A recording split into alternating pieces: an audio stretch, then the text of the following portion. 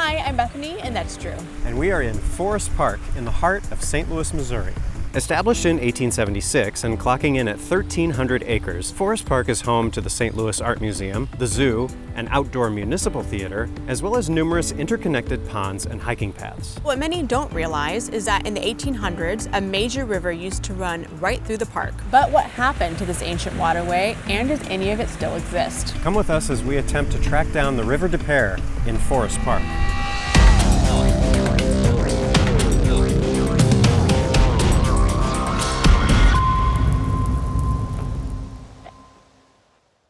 We're driving through the beautiful Forest Park. People are golfing, people are picnicking. Oh, up here is the Art Museum on the left. Now, a number of the structures in Forest Park were built for the 1904 World's Fair. But what we're looking for today cannot be found by looking through a car window. True. You have to go a lot deeper than that. For those who are unfamiliar with the St. Louis area, River des Peres is a 9-mile cement-banked channel that makes up the southwestern border of St. Louis City. Forest Park is located a couple of miles to the north. If we overlay a map of the area from the 1800s, we can clearly see that the river once ran directly through the park. But in this map of the park from the 1904 World's Fair, the river is nowhere to be seen. So where did it go?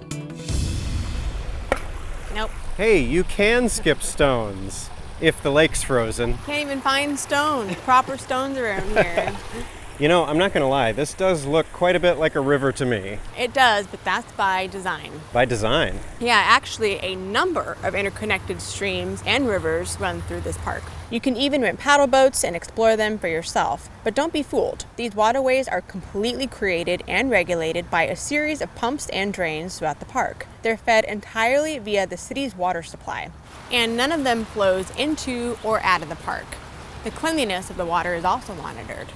And therein lies the reason why the River des Peres no longer flows through here. To explain. When Forest Park was established in 1876, River des Peres was a prominent feature, cascading through its lush forests and low-lying regions. But as St. Louis grew, the existing sewage infrastructure failed to keep up with urban expansion. This led to citizens and businesses having to use the river as an open sewer. In 1901, Forest Park was chosen as the venue for the 1904 World's Fair.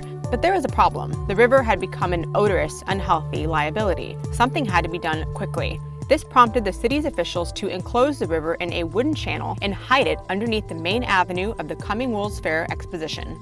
Well, it worked. The fair went off without a hitch. The wooden culvert kept the smelly river out of sight and out of mind, and everyone lived happily ever after. Right, way to sweep the dirt under the rug when you have guests coming over St. Louis. Yeah, unfortunately, that's true. And it wouldn't be the last time that the river caused an issue. In 1915, the river flooded, killing 11 people, and the decision was made to permanently bury the river underneath the park. From 1924 to 1930, two 30-foot wide concrete tunnels were constructed, and 6 miles of the river, from University City all the way down to Mackland and Manchester, disappeared from public view forever.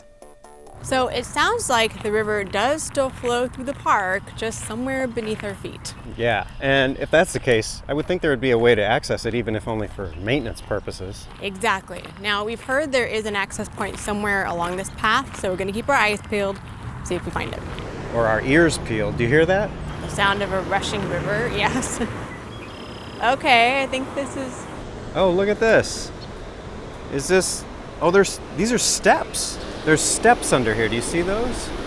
Okay, this might be it. I think we're here. Looks like we've got a friend hanging out down there. The Metropolitan St. Louis Sewer District manages the tunnels these days. So if we have any chance at getting a look inside, we need to talk to someone from MSD.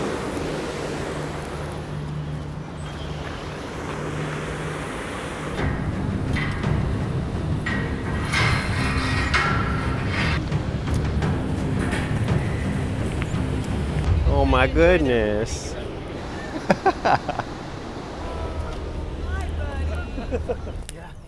Yeah.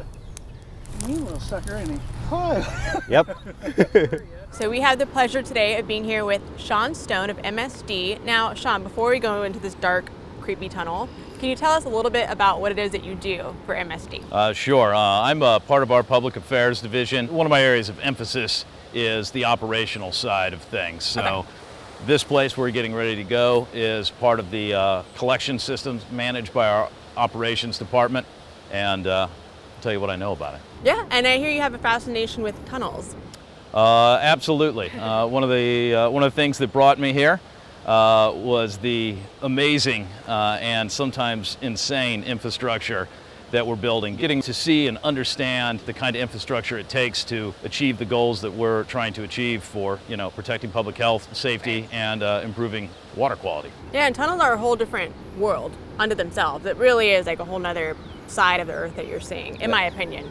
Absolutely. You can also hear them from a mile away. What you're hearing right there is water from this lake that overflows when there's too much into this tunnel as well. So this is very exciting, and can we actually start to go down there? Are you ready? Absolutely. I'm ready.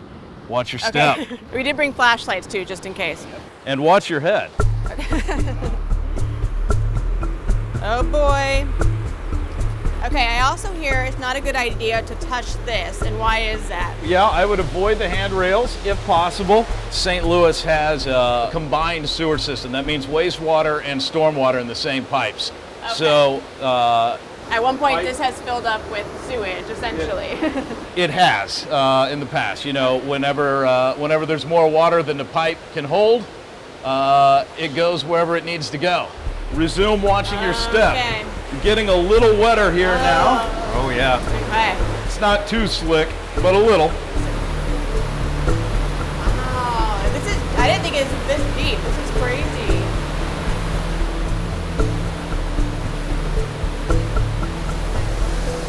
All right, so what you're seeing here is the water from that lake.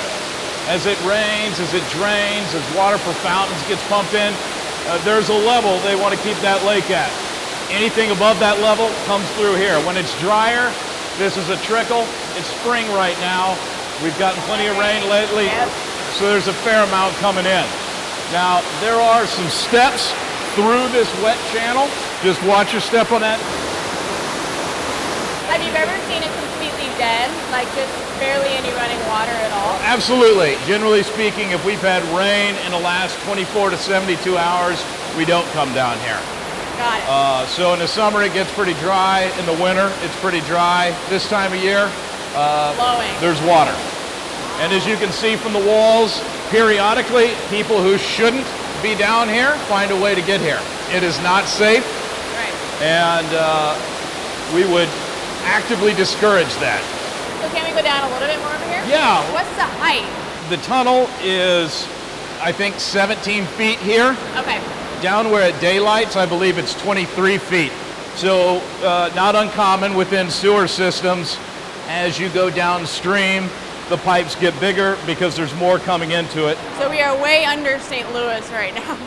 Now, there's a little bit of a smell. Is that why it was called the River Depew back in the day? Well, right here, this is wastewater. Don't go swimming in this. Definitely don't.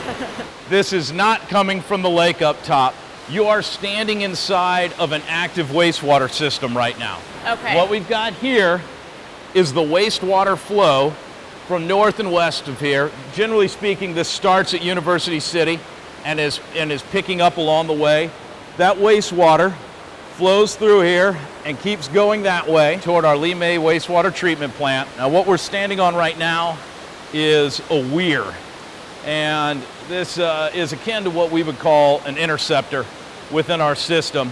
Most of the interceptors work a little bit different, but it's the same basic concept. So this is kind of your typical wastewater flow through here. Okay.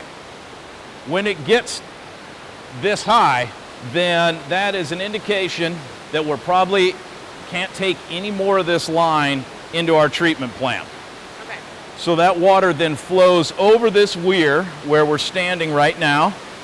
Some of it continues to go that way. The extra goes this way into a whole different tunnel system. Oh boy, the big network.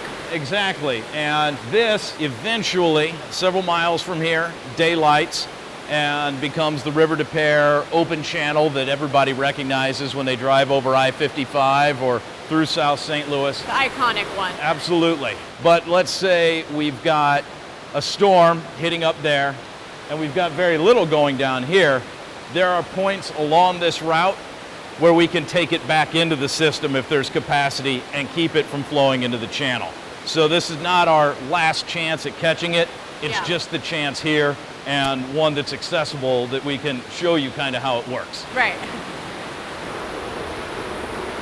Well, now I'm down here with Bruce Litsinger.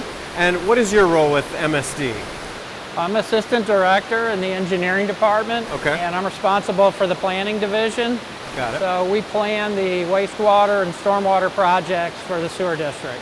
Got it. Okay. And you know a little bit about the construction of the tunnel we're standing in right now. Correct. A little bit before my time because Yeah. it was built in the 20s. But Right. as opposed to most of the tunnels we're building today are deep tunnels in Yeah. rock with tunnel boring machines. Right. This was built from the surface, an open cut. And they actually drug the soil back, put up forms, and then poured concrete in from the top of the forms to make these sections. I see. The river at that time was 18 miles long. It was small, a lot of meanders, like a typical stream you would see. When they built it, they straightened it, made it more efficient. Efficient for Went through construction, I would for imagine. construction, for drainage. Yeah. Went through areas where they had bedrock, so they had to break out the bedrock. And Okay. they went from 18 miles meandering stream to a 13-mile channel. So it shortened it as well. Correct, yeah, Wow. quite a bit. One thing I'll point out that's kind of cool, I'm not 100% sure, Bruce may be, you know, this tunnel was built more than a century ago.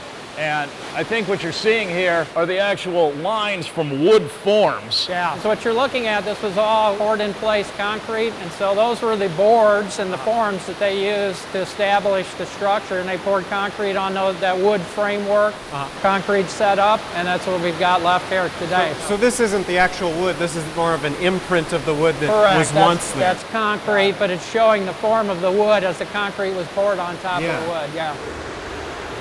So now we've turned around, we're facing the other direction and looking down this tube that's carrying rainwater from Forest Park down towards River Des Peres. And we were talking about inspecting these tunnels. I imagine that's a huge process.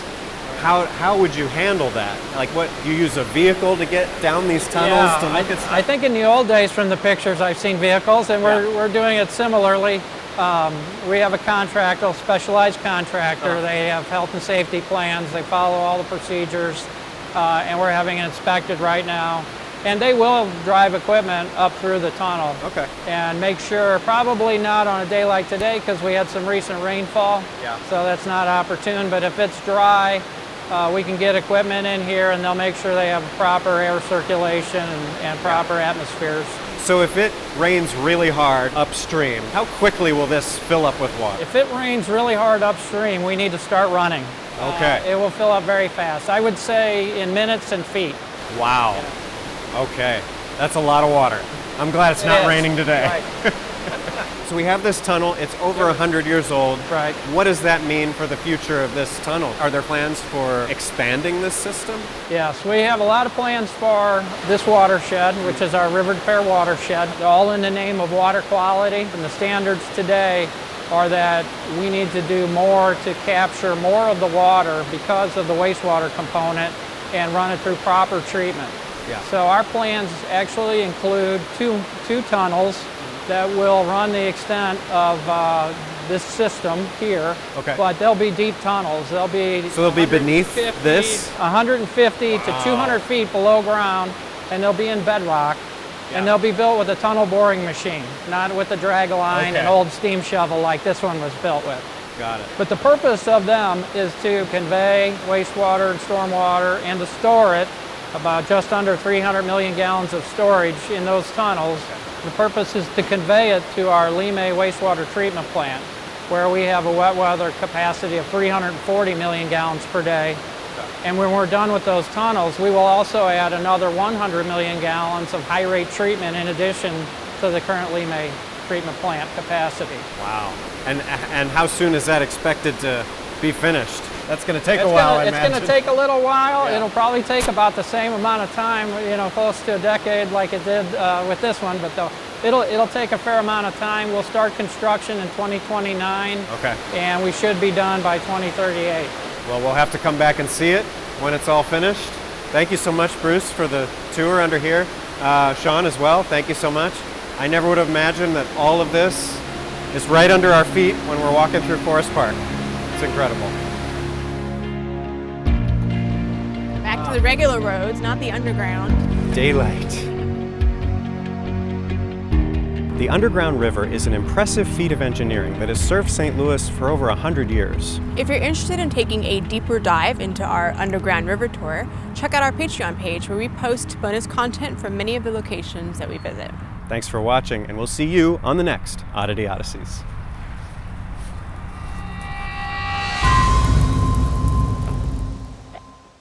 It's like an underhand. Okay. You're not explaining it. It's like throwing. Here, let me show you. But first, I'm from the desert. I don't skip stones. the important thing is stone selection. You got to find way one too that's big. real flat, and then you throw it like a frisbee. Okay, well that didn't work at all. Not a good example, but okay. Maybe there's a better rock. Here.